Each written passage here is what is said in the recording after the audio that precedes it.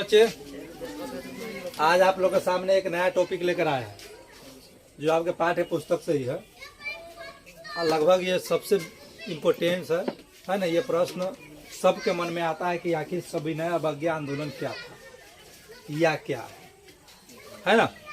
तो आज लगभग संपूर्ण ना सही लेकिन कुछ न कुछ इसका क्या करेंगे, जानकारी देने का हम कोशिश करें। देखिएगा, सविनय अवज्ञा आंदोलन, सबसे पहले बात जानिए कि सविनय अवज्ञा आंदोलन का मतलब क्या होता है। सविनय अवज्ञा, ठीक, सविनय अवज्ञा का शाब्दिक अर्थ क्या होगा।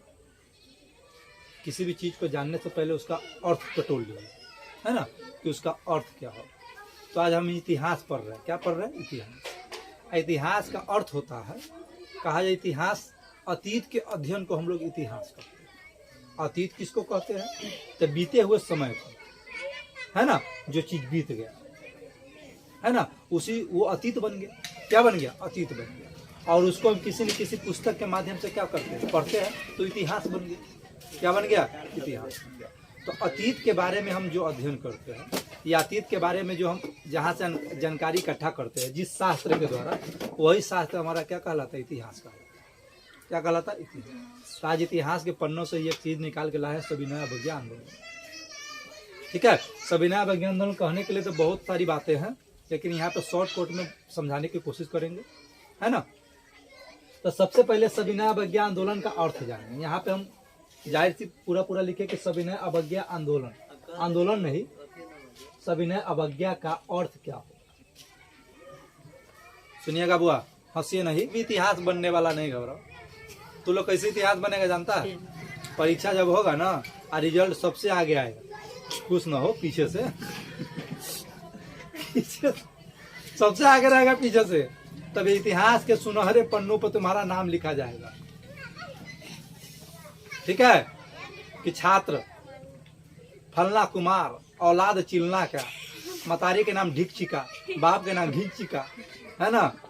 पूरा भारत में, पूरा बिहार में, यूं कहिए कि पूरा ब्रह्मांड में, संसार में भी नहीं, पूरा ब्रह्मांड में कि सबसे अव्वल पाया फलना आदमी। तो कोई पूछेगा हैं अव्वल कहाँ से? तो कहेगा भाई पीछे से, है ना। तो पीछे से होगा तो इतिहास बन जाएगा। तो सविनय अवज्ञा का अर्थ जानिए। यहाँ पे लिखा गया कि विनम्रता के साथ तिरस्कार या उल्लंघन।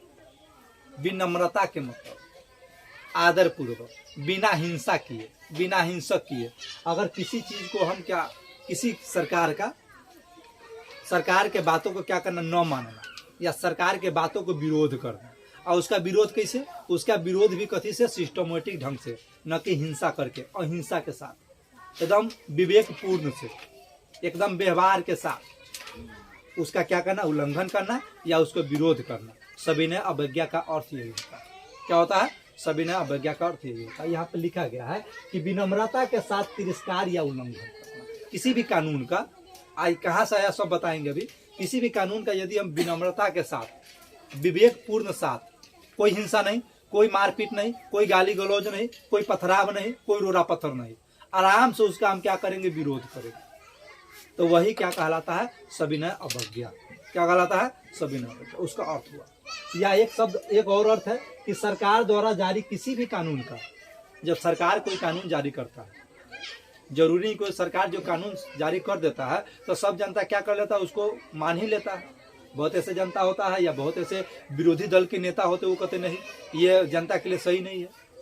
जनता तब ठहरा भोला भाला आदमी, जनता को क्या पता कि सरकार क्या कानून लागू कर रहा है, न कानून लागू कर रहा है, क्या होगा जनता के साथ। वो सब विरोधी दल के जो नेता होते वो सब निकाल के लाता है।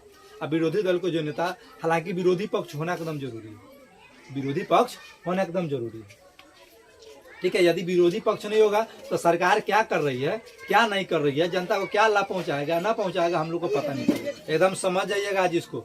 सविनय अवज्ञा आंदोलन, अवज्ञा आंदोलन की शुरुआत कब हुई या शुरुआत किस स्थान से हुआ था और कहाँ जाकर के खत्म हुआ था, और ये सविनय अवज्ञा आंदोलन खत्म कैसे हुआ। ठीक है, इसमें कितने सदस्य भाग लिए, ठीक है, कितने दिनों तक चला था, ठीक है, क्यों हुआ था, क्या कारण रहा था कि ये काम हुआ था। सरकार कोई भी कानून जारी करता है तो जरूरी नहीं है कि वो जनता के हित में हो। क्या होगा? जनता के हित को। जरूरी है, हो सकता है कि जनता उसमें क्या हो जाए, पिसा जाए, है ना, जनता त्राही माम करने लगे। तो यदि इसका शुरुआत कहाँ से हुआ, सविनय अवज्ञा आंदोलन क्यों हुआ था, इसका शुरुआत कहाँ से हुआ? तो कहा जाता है इसकी शुरुआत दांडी यात्रा से हुआ था। अब जानिएगा कि दांडी यात्रा क्यों हुआ था, ये आंदोलन चलाने का कारण क्या था, है ना। सुनिए, ब्रिटिश सरकार, कौन, ब्रिटिश सरकार नमक कर लागू कर दिया था। क्या लागू कर दिया था, नमक कर। अब कहिएगा कि नमक कर क्या होता है, तो नमक कर क्या हुआ था कि जो जनता थे, जो गरीब कस्बे के लोग थे या जनता थे, देश में रह रहे लोग थे, गरीब मजदूर, वो नमक नहीं बना सकता। क्या नहीं बना सकता था, खुद से नमक नहीं बना सकता। और सबसे जरूरत चीज मनुष्य के क्या है, भोजन में नमक। नमक के बिना कोई भोजन होगा। तो वो क्या किया, वो एकाधिकार कर लिया, नमक पर वो एकाधिकार कर लिया। कौन, ब्रिटिश सरकार, क्योंकि उसका शासन था, वो जो चाहता था करता था। तो जो करेगा तो जनता जितना सह सकेगा, जितना जनता के लिए भलाई का होगा तो जनता आराम से मान लेता था। और जो जनता के भलाई के लिए नहीं होता था, जनता क्या करता था, नहीं, ऐसा नहीं होना चाहिए। तो ब्रिटिश सरकार क्या किया था, नमक कर लागू कर दिया। तो ये कहवा दिया, ये कह दिया कि देश के जितने भी गरीब मजदूर लोग हैं या जनता लोग हैं, वो सरकार क्या किया, नमक कर लागू कर दिया। नमक कर क्या था ये जानिए, बता रहे हैं कि नमक बनाने का अधिकार आम जनता को, आम पब्लिक को, गरीब मजदूर को नहीं, वो हक छीन लिया। अब भोजन में सबसे अच्छा पदार्थ वही है, उसके बिना तो भोजन कुछ नहीं है। अब क्या किया, तो वो लगाने के बाद क्या किया, वो अपने देशों से, विदेशों से, दूसरे जगह से आयात करने लगा नमक। क्या करने लगा, और वो नमक क्या करना शुरू कर दिया, बेचना शुरू कर दिया। और वो भी ज्यादा कर के साथ, कर के मतलब टैक्स ज्यादा लगा दिया। तो इसका क्या परिणाम हुआ, इसका परिणाम ये हुआ कि गरीब वर्ग के जो लोग थे या मजदूर वर्ग के लोग थे, तो थोड़ा सा क्या हो गए, परेशान। क्या हो गए, परेशान हो गए। उनको ये बात महंगा पड़ गई। क्या पड़ने लगा, महंगा पड़ गया। ठीक है, ये बात कहाँ तक ले पहुंचा, महात्मा गांधी। इसका विरोध करने के लिए, एक आंदोलन चलाया गया। क्या चलाया गया, आंदोलन चलाने के पीछे भी कारण। आंदोलन चलाने से पहले महात्मा गांधी 11 सूत्री मांग किए थे। ठीक है, इरविन से। किससे, इरविन से। ठीक है, 11 सूत्री एक लिस्ट दिया था, जिसमें 11 सूत्री का मतलब कि 11 गो मांग था, पत्र लिखा गया था। उसमें महात्मा गांधी क्या क्या 11 को चीज मांग कर किए थे वो कहा गया था। वो आगे बताएंगे, चैप्टर में भी है, अभी इसे जान लीजिए। तो उन 11 सूत्री को नकार दिया था ब्रिटिश सरकार, कहा कि ये मांग नहीं हम पूरी कर सकते।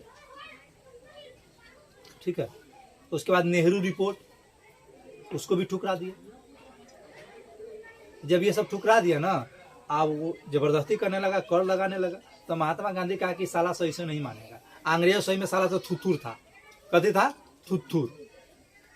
हमको लगता है 100 को थुथुर मारा होगा ना, तो एगो साला, एगो अंग्रेज जन्म लिया होगा। वैसा हजारों लाखों अंग्रेज जन्म लिया, तो समझो कितना थुथुर मारा होगा, है ना, ऐसा थुथुर था।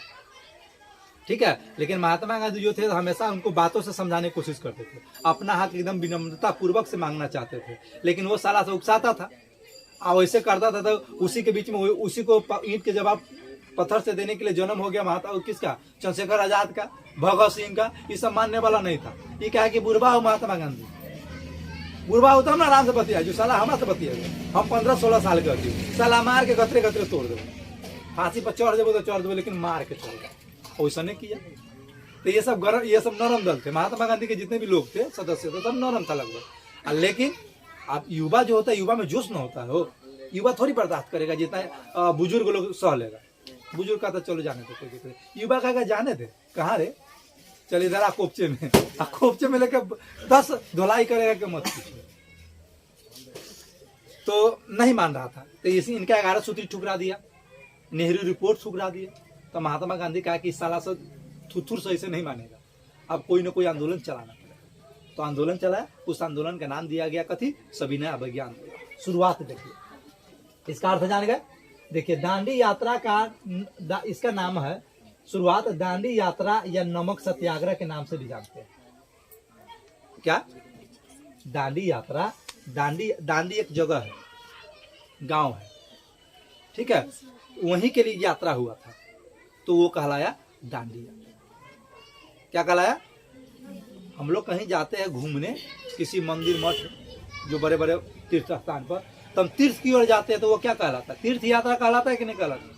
कहलाता है ना। उसी प्रकार से दांडी की ओर रवाना हुए थे, इसलिए ये कहलाया दांडी यात्रा। यात्रा कहाँ से कहाँ हुआ था आगे जानिएगा। हालांकि जान लीजिए साबरमती आश्रम से लेकर के दांडी तक ले ये यात्रा हुआ, ठीक है, सिस्टमैटिक ढंग से जानिए। दांडी यात्रा या नमक सत्याग्रह के नाम से भी जानते हैं, ठीक है। अब इनका नेतृत्वकर्ता कौन थे? नेतृत्वकर्ता का मतलब होता है कि किनके देख रेख में ये हो रहा था। नेतृत्वकर्ता का मतलब यही होता है। नेतृत्वकर्ता का मतलब क्या होता हुआ कि किनके देख रेख में कोई काम या कोई आंदोलन या कोई भी चीज किनके देख रेख में हो रहा। तो ये दांडी यात्रा या नमक सत्याग्रह है ना, या नमक कानून कहिए, नमक विरोधी कानून कहिए, ये सब किनके नेतृत्व में हो रहा था? तो ये हो रहा था महात्मा गांधी के नेतृत्व में, ठीक है। इनको ये प्रेरणा कहाँ से मिला कि सविनय अवज्ञा आंदोलन हम भी शुरू करेंगे? ये प्रेरणा इनको मिला जब किसान आंदोलन सरदार वल्लभ भाई पटेल के द्वारा जब चलाया गया था, किसान आंदोलन, वो सफल हो गया था, वो आंदोलन सफल हो गया। तो महात्मा गांधी कहा कि जब उसका आंदोलन सफल हो गया तो हम भी एक आंदोलन साले के छेड़ देते हैं। देखे ना कोई कुछ करता है, तो देखे तो इनको उनसे प्रेरणा मिला। ये सोचे कि वाह, उनका आंदोलन जब सफल हो गया तो मेरा भी आंदोलन क्या होगा? सफल होगा। इनके आंदोलन में बढ़ चढ़ के भाग साथ दिया था सरोजिनी नायडू, नेत्री थी सरोजिनी नायडू ने भी बढ़ चढ़ के इनके साथ क्या लिया था? भाग लिया, ठीक है। तो ये जान गए कि नेतृत्वकर्ता कौन था? तो महात्मा गांधी। किसका नेतृत्व करता? दांडी यात्रा या नमक सत्याग्रह का नेतृत्व करता, या हम कहेंगे सविनय अवज्ञा आंदोलन का नेतृत्व करता कौन था? तो महात्मा गांधी। कौन थे? महात्मा गांधी। गांधी संघ अन्य 78 स्वयं सेवक जिस पर गांधी जी को भरोसा था। इनके साथ साथ गांधी जी के साथ 78 को और व्यक्ति महात्मा गांधी अपने संघ में कर लिए या अपने गिरोह में कर लिए कि हमारे साथ 78 को और आदमी को क्या के लिए जोड़ लिए। वैसे ही आदमी को जोड़े अपने संघ में जो एकदम भरोसेमंद। क्या था? भरोसेमंद था। तो इस प्रकार हम कह सकते कि इसमें मुख्य रूप से कितने व्यक्ति जुड़ गए? महात्मा गांधी के लेकर के 79 हो, 78 को अन्य था और महात्मा गांधी एक थे। कितना होगा? 79। ये 79 व्यक्ति इनमें क्या था? भाग लिए थे बढ़ चढ़ कर। देख रहे है ना। गांधी संघ अन्य 78 स्वयं सेवक जिस पर गांधी जी को पूरा क्या था? भरोसा था, उनको अपने संघ में क्या किया? मिला। आंदोलन का शुरुआत, अब देखिएगा, आंदोलन का शुरुआत 12 मार्च 1930। कब? 12 मार्च 1930 को आंदोलन की शुरुआत हो गई। आंदोलन का शुरुआत 12 मार्च 1930 से शुरू हुआ। ये चला 6 अप्रैल 1930 तक। 24 दिवसीय मार्च 24 दिवसीय पैदल यात्रा। क्या था? पैदल। क्या था? पैदल यात्रा। सविनय अवज्ञा का तात्पर्य, अब सविनय अवज्ञा का तात्पर्य क्या हुआ? सविनय अवज्ञा के अंतर्गत लोग मांग क्या रहे थे सरकार से, या उनका करना क्या था? उनमें जितने भी लोग जुड़े हुए थे वो चाह क्या रहे थे? देखिए, तो सविनय अवज्ञा का तात्पर्य अंग्रेजी शासकों की कानूनों की शांतिपूर्ण ढंग से अवहेलना करना। वो भी देख लीजिए, बहुत अच्छी बात है कि शांतिपूर्ण ढंग से, कोई उपद्रव नहीं, कोई शोर शराबा नहीं, कोई मारकाट नहीं, अपनी मांग एकदम शांतिपूर्वक मांगना। उनके गिरोह में जितने भी लोग शामिल हो रहे थे, महात्मा गांधी सबको यही कह रहे थे कि अगर हम मांग कर रहे थे एकदम शांतिपूर्ण ढंग से मांग होना चाहिए, किसी प्रकार के कोई उपद्रव नहीं होना, किसी प्रकार के हिंसात्मक कार्रवाई नहीं होना, कोई मार झगड़ा नहीं होना। तो यही बात है। तो सविनय अवज्ञा का तात्पर्य अंग्रेजी शासकों की कानून की शांतिपूर्ण ढंग से अवहेलना करना, इसका तात्पर्य। इतना तो जान गए। अब इधर से थोड़ा सा अब ये जब दांडी यात्रा हुआ, शुरुआत चूंकि दांडी यात्रा से ही है, तो दांडी यात्रा हुआ तो कहाँ से शुरू हुआ? तो साबरमती, जो अहमदाबाद में पड़ता है। कहाँ पड़ता है? साबरमती आश्रम। ये आश्रम किनका था? महात्मा गांधी। तो साबरमती आश्रम से दांडी एक गांव का नाम है। दांडी नमक भी आता होगा, अभी देखता है दांडी नमक, बहुत ठीक है। तो दांडी नमक क्यों रखा गया नाम जानते हैं? बहुत सोच समझ के रखा गया, क्योंकि दांडी यात्रा हुआ था। अब वो यात्रा हुआ था नमक कानून के लिए ही, इसलिए नमक का नाम रख दिया दांडी। वो सोचा कि बहुत चलेगा, दिमाग देखिए, है ना। तो साबरमती आश्रम अहमदाबाद से दांडी गांव, जो नौसारी जिला में पड़ता है, गुजरात में, कहा नौसारी जिला में। तो ये यात्रा, ये पैदल यात्रा कहा जाता है। इन 24 दिनों में महात्मा गांधी या उनके अन्य सदस्य लोग प्रत्येक दिन 16 से लेकर के लगभग 19 किलोमीटर तक पैदल चलते थे। 24 दिन का यात्रा था, 24 दिन तक ये चला यात्रा, गांव गांव। कहा जाता है कि जितने भी यात्री लोग जो घूमते थे, पैदल यात्रा करते थे, तो उनके पीछे पीछे बहुत सारा जनसंख्या जुड़ते चला गया। शुरू में कितने आदमी निकले जानते हैं? महात्मा गांधी के संग 78 गो आदमी। कै गो? 78। अब उन 78 के पीछे पूरा देश जुड़ गया। कहते कि भारत के लोग जो है वो नमक नहीं बना सकते। क्या नहीं बना सकता? नमक नहीं। लेकिन इस कानून को भंग कर दिया, महात्मा गांधी नमक बनाया डीठे। चल बोलो कथी करी जो साला देखे, है ना क्या करता। तो ये भी नहीं होता। सुनिए, तो साबरमती, अब स्थान जान लीजिए कहाँ से हुआ था, ठीक है। तो स्थान यहाँ पर दिखाया गया है कि साबरमती आश्रम से लेकर के अहमदाबाद में पड़ता है, से लेकर के दांडी, एक गांव का नाम है, नौसारी जिला तक हुआ। ये समुद्र तट के किनारे बसा हुआ है। कहाँ? समुद्र तट। समुद्र तट के अब क्या हुआ, दूरी लगभग कितना था? दूरी लगभग 240 मील, लगभग 358, 75 लिखा गया हुआ, 358 किलोमीटर। कितना?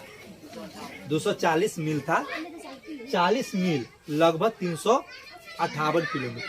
कितना? 358 किलोमीटर तक ये पैदल यात्रा हुआ। क्या दिन? 24। अब प्रत्येक दिन लगभग कितने किलोमीटर लोग चलते थे पैदल? 16 से लेकर के 19 किलोमीटर। कितने? ठीक है। अब आइए, 5 अप्रैल 1930 को गांधी जी अपने कार्यकर्ता के साथ दांडी पहुंच गए। ठीक है। शुरू हुआ 12 मार्च से, पैदल चलते रहे, इनके पीछे भीड़ जुटता गया, पूरा देश इनके साथ होता गया, चलते चलते अंततः 5 अप्रैल 1930 को कहाँ पहुंच गए? दांडी पहुंच गए।